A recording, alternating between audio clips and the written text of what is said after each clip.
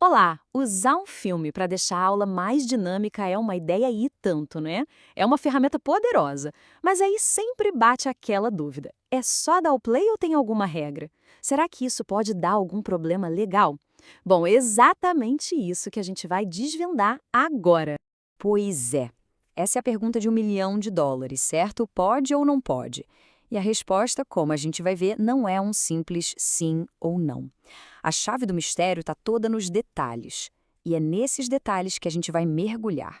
E para não ter nenhum achismo, a gente foi direto na fonte. Tudo o que vamos conversar aqui se baseia num parecer jurídico oficial da Advocacia Geral da União, a AGU. Esse documento, olha que interessante, foi uma resposta a uma consulta da Escola Nacional de Administração Pública, a ENAP, que tinha exatamente essas mesmas dúvidas. Certo. Então vamos começar pelo começo, pelo básico.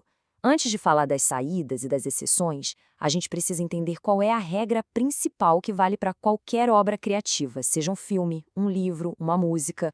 E a regra geral, sem rodeios, é a seguinte: não pode. É isso mesmo. A lei parte do princípio que, sem uma permissão específica, usar o material protegido por direitos autorais é proibido. Esse é o nosso ponto de partida.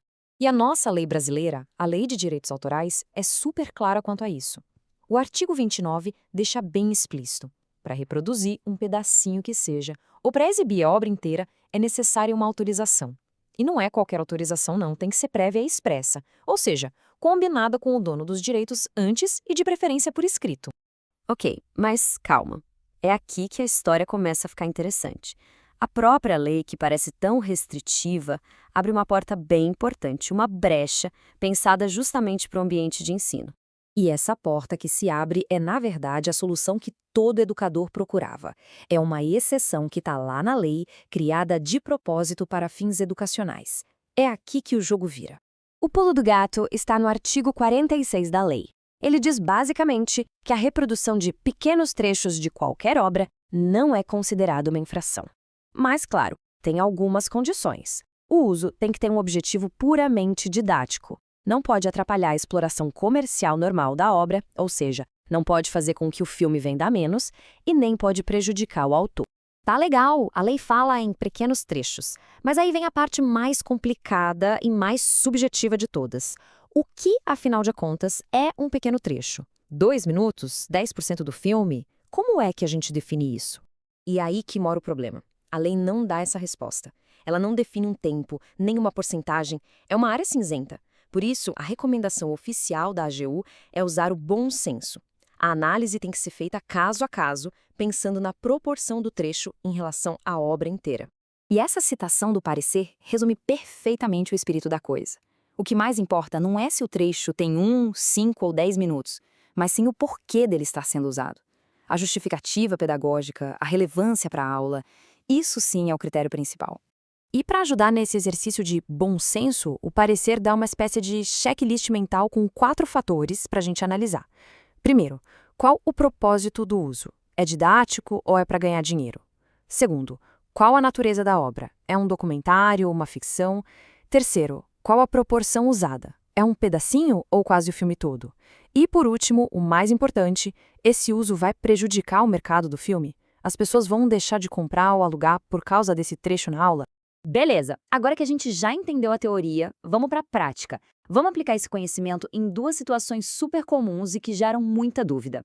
Passar um filme inteiro na sala de aula e usar vídeos que estão lá no YouTube. No caso de passar o filme completo, a regra é bem direta. Precisa de licença. Ponto. Não tem exceção. Aquela história do pequeno trecho, obviamente, não vale aqui. A lei considera a exibição de um filme inteiro como uma execução pública, e para isso, a autorização do dono dos direitos é indispensável.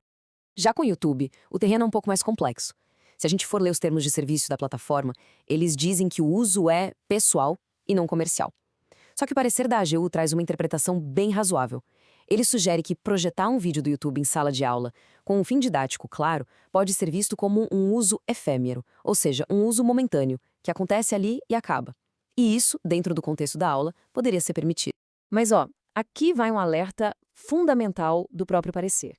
Nem tudo que está no YouTube foi postado lá legalmente, e a responsabilidade de verificar a fonte é de quem usa. Então a dica é: procurar sempre por canais oficiais dos estúdios, de produtoras, de instituições conhecidas. É preciso ter esse cuidado. Ok, foi bastante informação, né? Então, para facilitar a vida, vamos juntar tudo isso num guia rápido, um checklist final baseado nas conclusões do parecer da AGU. Assim, fica tudo mais claro.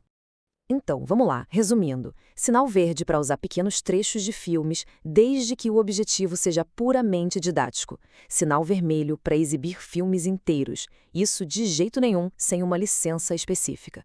E sinal amarelo para os vídeos do YouTube. É preciso ter cautela, analisar caso a caso, sempre com uma boa justificativa pedagógica e, claro, checando se a fonte daquele vídeo é legal. Com essas regras um pouco mais claras, a conversa pode finalmente mudar de patamar, né? A questão deixa de ser o que eu não posso fazer por medo da lei e passa a ser o que eu posso criar agora que entendo os limites. A reflexão que fica é como usar todo esse universo de filmes e vídeos para de fato inovar e transformar a experiência em sala de aula. Fica aí a provocação.